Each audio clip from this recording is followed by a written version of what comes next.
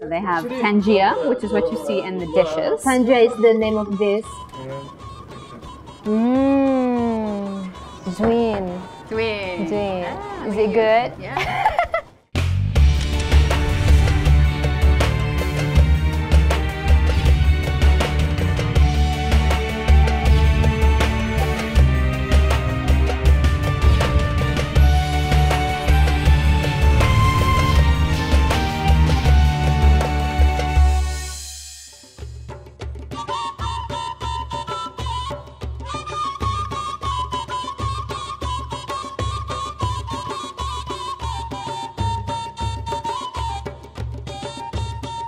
Marhaban bikum fil Maghrib.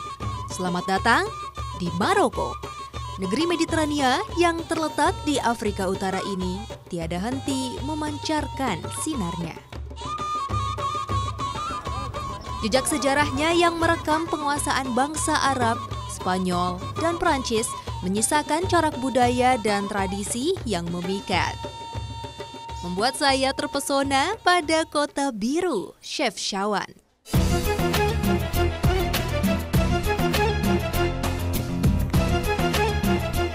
Sebuah kota yang terhampar di pegunungan Rif, barat laut Maroko. Chefchaouen sempat berada di bawah kekuasaan Spanyol pada tahun 1920. Kota ini memang berdekatan dengan Tangier, serambi Maroko yang hanya dipisahkan oleh Selat Gibraltar dengan Spanyol.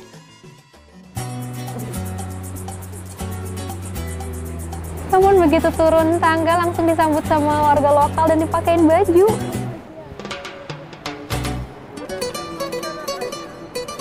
Tapi warna-warnanya mirip warna-warna Spanyol ya. Jadi ini adalah baju petani pada zaman dulu. Mereka menggunakan kain, scarf untuk di bahu dan tutup kepala dan topi. Lucu banget.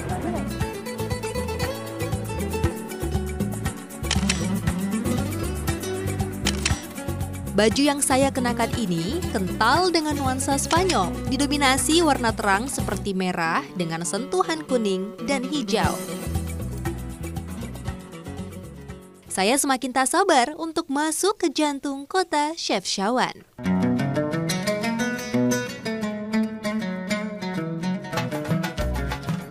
Assalamualaikum, selamat datang di Santorini, birunya Maroko. Kota yang Masya Allah sangat cantik ini dipulas semua dengan warna biru dan memiliki sejarah yang cukup unik sejak 500-an tahun yang lalu. Nah, kali ini Jazirah Islam akan mengulik sisi kehidupan muslim yang ada di The Blue Pearl of Morocco, Chefchaouen.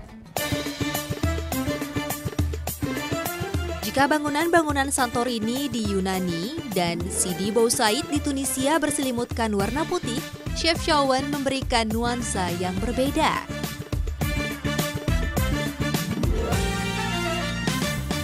Di Maroko, umumnya masyarakat bisa berbicara dalam bahasa Arab, Darija, dan atau Perancis. Nah, uniknya di Chefchaouen karena dekat dan sempat berinteraksi dengan Spanyol pada abad ke-15, masyarakatnya lebih mahir berbahasa Spanyol dan Arab ketimbang Perancis. Yang membuat saya semakin terpesona dan jatuh cinta pada Chefchaouen adalah kesadaran masyarakatnya untuk menjaga dan melestarikan bangunan-bangunan dengan menggunakan cat biru, bahkan hingga ke pintu rumah. Menurut beberapa catatan sejarah, warna biru pada kota Chefchaouen ini merupakan sisa sejarah abad ke-15 saat para pengungsi Yahudi lari dari penguasaan Spanyol dan menetap di Chefchaouen. Mereka membawa tradisi mewarnai semua barang dengan warna biru untuk menyamakan dengan langit dan mengingatkan mereka pada Tuhan. Selain keunikan bangunan, ada pula yang menarik perhatian saya, yaitu cara mereka berpakaian, khususnya para pria. Kaum lelaki di Chefchaouen setiap harinya menggunakan jubah yang dikenal dengan nama jelabah. Jubah panjang hangat yang setiap saat dikenakan untuk melindungi tubuh dari udara dingin menusuk dan angin gurun yang kencang. Jelabah pada awalnya dibuat khusus sebagai pakaian bertarung. Kini, jelabah menjadi pakaian sehari-hari, bahkan untuk pergi ke masjid. Ternyata cukup banyak varian atau model dari jelaba ini. Jadi bahan jelaba ini kita bisa dibikin seperti spray atau taplak ataupun dekorasi rumah lainnya. Assalamualaikum. Salam. Nadila. Merhaba. Ana min Indonesia. Marhaban. Marhaban bik.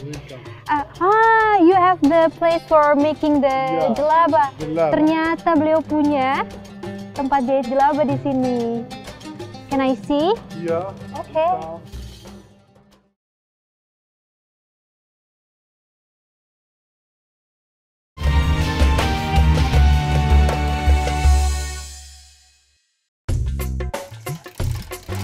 Jelaba khas Chef Shawan dibuat secara tradisional menggunakan alat pemintal, layaknya kerajinan tenun di Indonesia. Okay. So? Okay. This one. Oh ya. And this one. This one. Tentu saja bagi saya yang baru mencoba, memintal benang bisa menjadi hal yang sulit. Nah, ini adalah pintalan benang dari, this is 5 different colors, right? Yeah. Dari 5 warna yang berbeda, dipadukan menjadi satu benang. Nah, nanti ini baju jelabanya atau kain jelabanya akan berwarna merah, coklat, dan putih. Jadi ada ton-ton warna coklat di sini. So this is the jelaba for the men? For all same. The same, men and women? Yeah. So I can try this? Try. Try? Okay. Tenun adalah cara membuat pakaian yang cukup tua di dunia. Bahkan, orang Mesir dan Cina kuno sudah mengenal alat tenun sejak 4.000 tahun sebelum Masehi. Ini caranya. Tudungnya dilipat ke atas, khas Maghribi. Like this? Yeah. Yeah? Beautiful. Thank you. Jelaba yang menjadi ciri khas Chef Shawan wajib masuk ke daftar oleh-oleh Anda saat bertandang ke Maroko. 3 meter. 3 meter, ini udah 3 meter, jadi ternyata saya membantu dia menyelesaikan pekerjaan hari ini. 3 meter dari karpet jelaba. How long have you been making this jelaba? Jelaba? 3 hours. No. Watch one. First time make the jelaba. Jelaba? No, this side. Bagi saya, Maroko adalah negeri 1000 rupa. Bangsa di utara Afrika yang punya sentuhan Arab, Perancis, serta Spanyol. Tak pelak, Maroko jadi magnet bagi wisatawan dunia. Di musim panas, Maroko akan penuh dengan kedatangan turis dunia, terutama di kota Marrakesh. Kota terbesar keempat di Maroko ini adalah kota yang sangat aktif. Hiruk-pikuk kota bisa Anda nikmati di atas delman yang disewakan oleh penduduk lokal. Saya diantar berkeliling, mulai dari masjid yang berdiri sejak abad ke-11, Al-Qutubiyah, hingga turun di Jema' Al-Fina.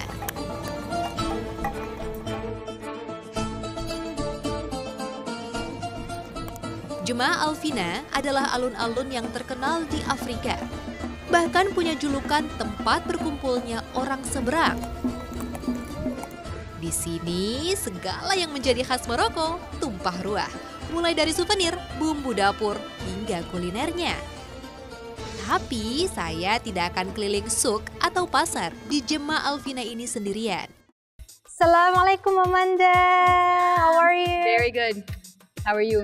Fine, alhamdulillah. Ini dia Marok Mama, seorang blogger dari Maroko, dan dia sekarang sedang concern untuk membuat tour tentang makanan otentik Maroko. So this is about your food tour, the Marrakesh food tour.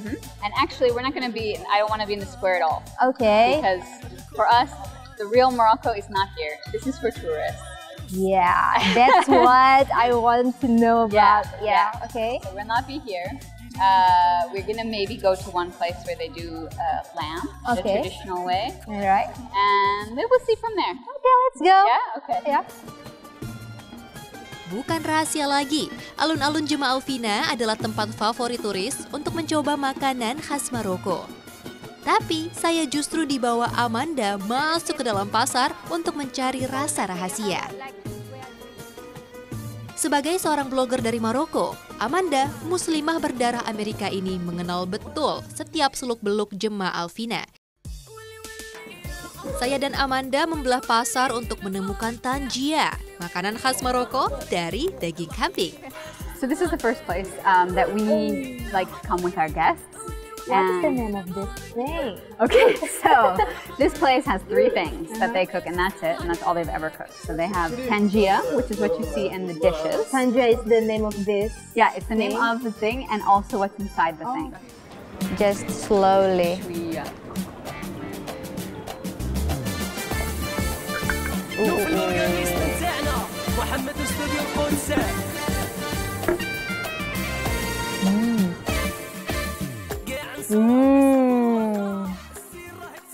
Zwin. Is it good? Tangia adalah salah satu menu otentik dari Maroko. Daging kambing dimasak selama 1 hari di dalam tanah dengan menggunakan pot gerabah ini. Tangia sebenarnya adalah nama kendi atau pot berbahan gerabah yang menjadi tempat menyimpan daging kambing yang sudah dimasak. Dahulu, tangia merupakan bekal wajib bagi penggembala dan pedagang lintas benua. Uniknya, tangia dimasak dengan cara yang khas. Setelah daging kambing diberi berbagai bumbu seperti bawang putih, acar lemon, jintan, kuma-kuma, dan sedikit minyak zaitun, lalu dimasukkan ke dalam pot tangia dan dibakar di hammam atau tempat pemandian air panas khas Maroko. Karena hammam selalu menggunakan pembakaran arang untuk menjaga panas dari air pemandian, tangia bisa sekaligus dimasak dalam 1 waktu dan dibiarkan selama minimal 14 jam hingga 1 malam. Unik ya?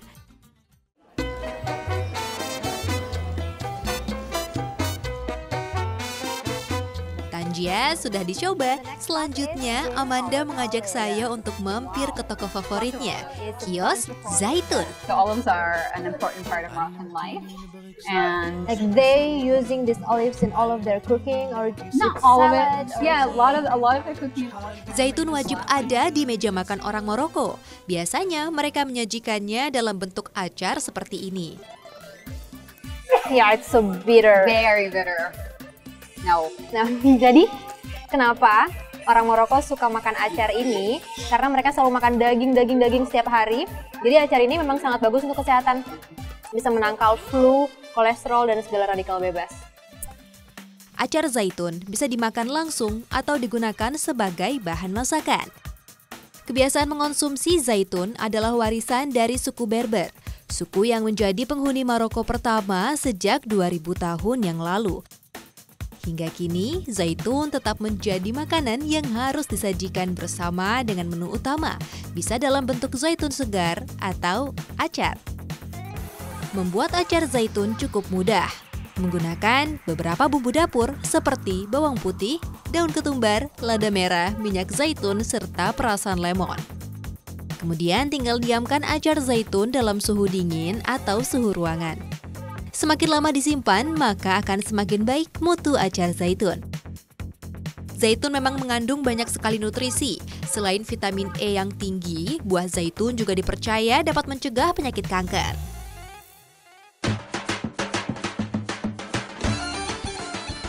Masih belum puas, kami pun mampir ke satu kios untuk menemukan dessert atau makanan penutup. Walaupun Maroko ada di tanah Afrika, namun karena cukup lama bersentuhan dengan Perancis, tak heran cara makan pun mirip dengan orang Eropa. Setelah makan berat, wajib ditutup dengan menu yang manis. So we're here at our last stop. This is the last stop? Oh Oh my god, Yeah. okay. For the dessert. For dessert, right. So traditional Moroccan desserts is fruit. So whatever's in season, that's what they would have for dessert. But because our tour caters for non-Moroccans, we try to show them a little bit about the sweet side of Morocco too. So for dessert, we do something that they would normally have for maybe a snack in the afternoon or a special occasion if it was a party or something like that. Okay? So You ready to go? Yeah, All right, let's give go. it a try.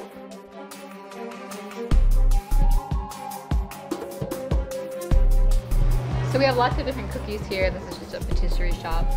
Beruntung sekali saya bisa mencoba kue yang biasa disajikan saat bulan Ramadan. Nuts and dry fruit. So here it is. Here's our dessert. The So dessert of the day in Marrakesh. dessert of the day in Marrakesh. So we have your spekia and you have your avocado juice, as they call it, which is avocado with milk and almonds. And lots of times people will even have this like to break their fast because it's got lots of good protein and it's easy to get in your stomach and things like that. Okay. And these cookies and dates and harira, like the Moroccan soup, the red tomato soup. So that's very typical what Moroccans would eat for their iftar.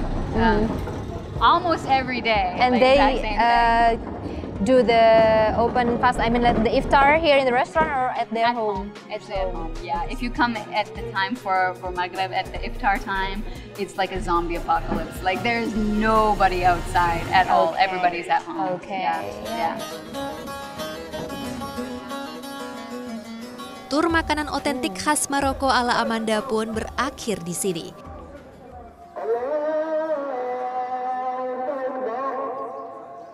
Azan zuhur telah berkumandang di masjid. Saatnya menyandarkan sujud kepada Ilahi Robbi.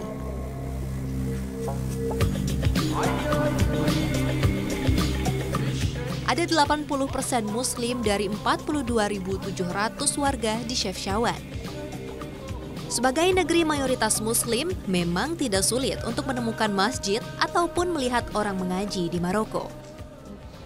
Anin naba'il azim alladhi hum fihi mukhtalifun kalla saya'lamun thumma kalla saya'lamun sadaqallahul azim. Sekilas, Al-Quran ini memang tampak tidak berbeda dengan Al-Quran pada umumnya. Namun, ini adalah Al-Quran dengan khat Maghribi ala Maroko yang memiliki berbagai penulisan atau huruf-huruf yang cukup berbeda, bahkan menyulitkan orang Arab sendiri untuk membacanya. Nah, sekarang saya akan menemui seorang kaligrafer atau khatat wanita di Casablanca, Maroko.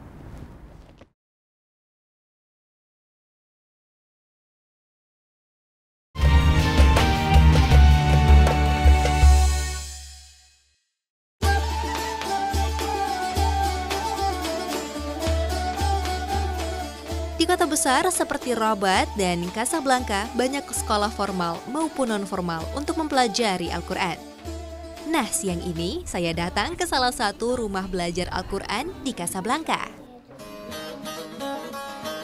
Di sini ada kelas khusus untuk wanita mempelajari cara menulis Al-Quran dalam bentuk kaligrafi dengan gaya Maroko. Ada beberapa macam khat atau seni penulisan indah bahasa Arab yang dikenal, seperti khat kufi, khat nasakh, khat suluth, khat diwani, khat riq'ah, dan khat maghribi. Khat maghribi memang bukan jenis khat utama, namun kaligrafi model maghribi ini merupakan karya seni yang sangat indah dan menjadi pilihan gaya penulisan Al-Quran di Maroko, Tunisia, Aljazair, dan sekitarnya. Khat Maghribi adalah gaya penulisan yang mendapat pengaruh dari huruf khat kufi di abad ke-7 hingga ke-10.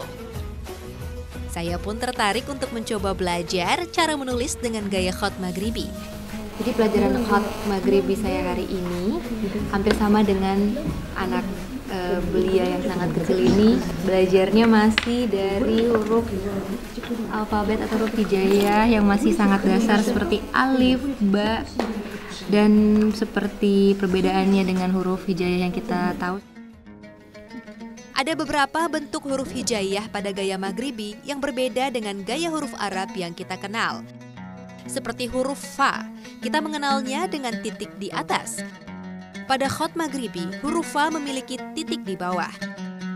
Serta huruf qaf yang justru sama dengan huruf fa punya satu titik di atas. Di sini saya juga dapat teman baru, namanya Bushra. Nah, Bushra ini sedang belajar. You are learning how to make a khat Maghribi, right?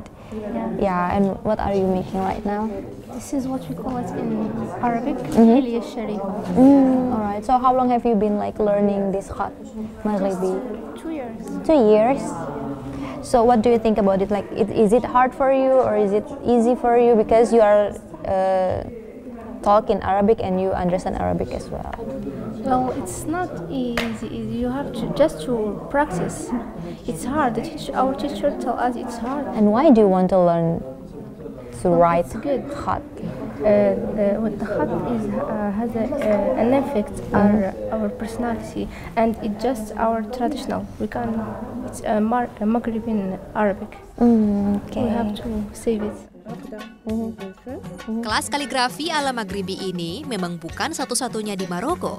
Namun kelas ini punya guru kaligrafi wanita pertama di Maroko.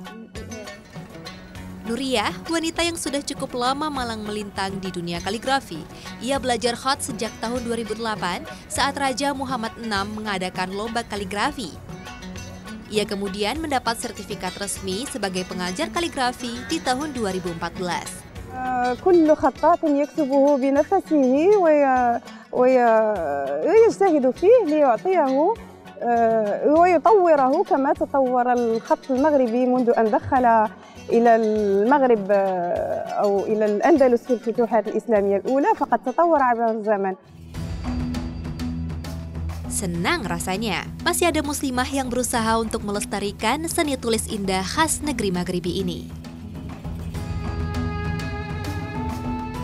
Innallaha jamil yuhibbul jamal. Sesungguhnya Allah Maha Indah, Ia mencintai keindahan, seperti keindahan alam Maroko yang semakin disempurnakan dengan iman dan Islam. Sampai jumpa di Jazirah Islam berikutnya, insya Allah. Assalamualaikum warahmatullahi wabarakatuh.